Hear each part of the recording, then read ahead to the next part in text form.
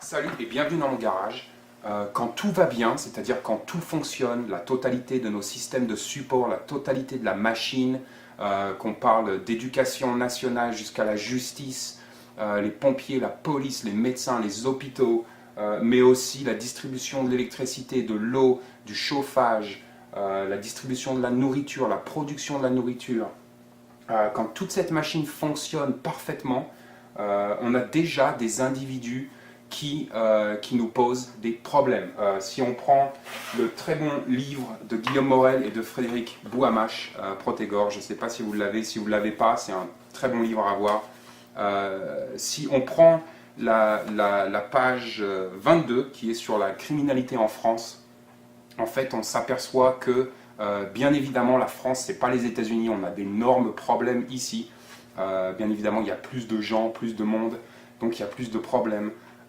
Donc la France reste quand même un pays assez stable, mais même en France, si on lit par exemple qu'environ 2 millions d'adultes déclarent avoir subi des violences chaque année, soit environ une personne sur 20, on lit des statistiques comme ça, ou qu'il y a plus de 400 000 atteintes volontaires à l'intégrité physique par an en France, ou qu'il y a environ 10 000 cas de viol par an en France, et autant de harcèlement sexuel et d'agression sexuelle, qu'il y a environ 1000 homicides et autant de tentatives d'homicide par an en France. On s'aperçoit en fait que déjà quand tout va bien, on est dans un univers qui reste gouverné par une certaine violence. On est des êtres humains, on connaît tous le potentiel des êtres humains. C'est pour ça que, encore une fois, ce n'est pas l'arme à feu qui crée des problèmes, mais bien la personne qui l'utilise. Donc on a énormément déjà, quand tout va bien, encore une fois, on a énormément de problèmes. On s'aperçoit aussi, par exemple, toujours sur la même page, toujours chez Protégor, qu'il y a environ 4 policiers ou gendarmes pour 1000 habitants en France.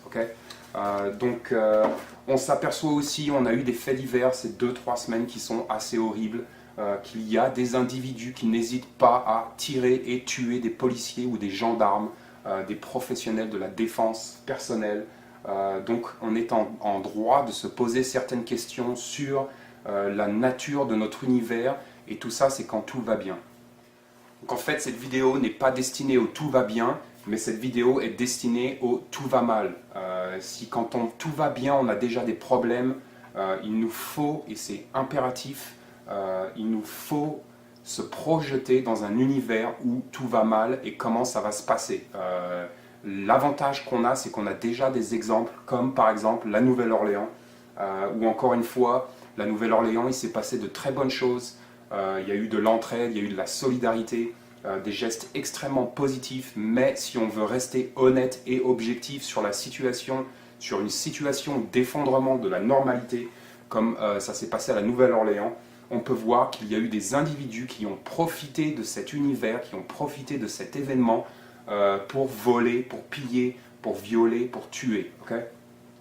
Donc c'est une énorme problématique.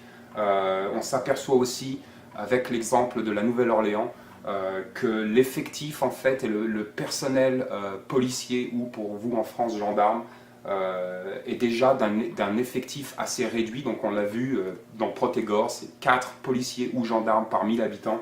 Le gros problème qui s'est passé en fait à la Nouvelle-Orléans, c'est qu'il y a eu un énorme absentéisme des forces de l'ordre, c'est-à-dire en fait que les policiers ont préféré, ont choisi, la plupart d'entre eux, de rester à la maison pour protéger leur propre famille et leur propre clan. Bien évidemment, on ne peut pas leur en vouloir. Si j'étais policier, ce serait très dur pour moi de laisser mon clan et ma famille dans une situation, encore une fois, d'effondrement de la normalité. De laisser ma famille derrière se débrouiller toute seule et d'aller essayer de faire mon travail. En plus de ça, ils ont eu énormément de problèmes de logistique. Leur voiture, tout simplement, leur voiture de police était sous les eaux, plus de système de communication, donc d'énormes problèmes de pouvoir venir en aide en fait aux citoyens. Ce qu'il faut comprendre, c'est qu'en temps normaux, c'est-à-dire quand tout va bien, encore une fois, quand la machine marche, tous nos systèmes de support sont en place et stables, on peut effectivement débattre de l'utilité du citoyen quant à la défense personnelle et de sa place et de son rôle dans la société par rapport à la défense personnelle. Par contre, et c'est le sujet de cette vidéo.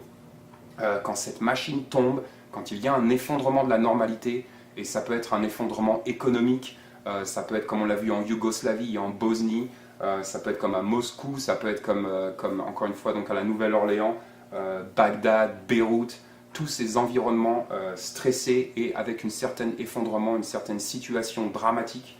À ce niveau-là, le citoyen doit se responsabiliser et doit penser à sa défense personnelle.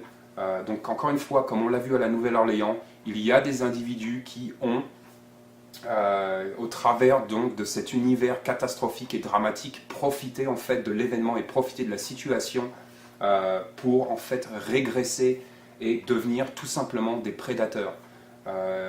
Dans cette situation, la police, les pompiers ne seront pas présents, ou toutes les personnes qui pourraient nous venir en aide dans des délais assez réduits. Donc on se retrouve en fait tout seul et il faut qu'on défende notre famille, tout du moins il faut qu'on y pense, comment on va défendre notre famille dans une situation, encore une fois, d'effondrement de la normalité. Là on ne parle plus d'une situation où tout est normal. Okay? Donc on me pose souvent la question, quel système on devrait adopter. En fait, la réponse la plus simple, c'est d'adopter un système stable et robuste et bien évidemment adapté à cette situation. Un lance-pierre n'est pas adapté à cette situation, tout comme un arc ou une arbalète. Tous ces outils sont adaptés pour d'autres rôles, mais pas pour la défense personnelle au sein d'un effondrement, de la normalité. Okay? Vous n'avez jamais vu d'image de citoyens, de civils, de pères de famille ou de mères de famille en Bosnie, à Bagdad ou à Beyrouth avec des arbalètes dans les rues. Okay? Donc il nous faut un système adapté à la situation. Personnellement, ma préférence, ce sera le fusil de chasse, tout simplement 2 coups. Même s'il n'y a que 2 coups, si vous avez 2 ou 3 personnes dans le clan qui sont aptes à utiliser cette arme à feu, vous pouvez avoir 2 ou 3 fusils de chasse, 2 coups, et ça vous donne déjà 6 coups. Okay? Donc on commence à avoir un système qui est beaucoup plus adapté à la situation. Mais donc il faut penser à cet univers, il faut comprendre que dans une situation d'effondrement, notre système de support qui inclut la police et les gendarmes qui sont déjà stressés en temps normaux ne vont pas pouvoir répondre et ne vont pas pouvoir en fait nous apporter de l'aide. Donc dans un effondrement de la normalité, dans une situation dégradée, la défense personnelle devient en fait une responsabilité citoyenne, okay? Parce qu'on n'a pas le choix, qu'on le veuille ou non, qu'on soit pro-armes ou contre les armes, on n'a plus le choix ici, on n'a plus le luxe de pouvoir tout simplement décrocher le téléphone et appeler un professionnel de la défense personnelle, tout simplement parce que d'une première part, il y a beaucoup de chances que le téléphone ne marche plus, et deuxièmement, les effectifs des professionnels de la défense personnelle seront extrêmement réduits et taxés et stressés. Tout simplement, ils seront débordés, okay? Et la défense personnelle devient une responsabilité citoyenne.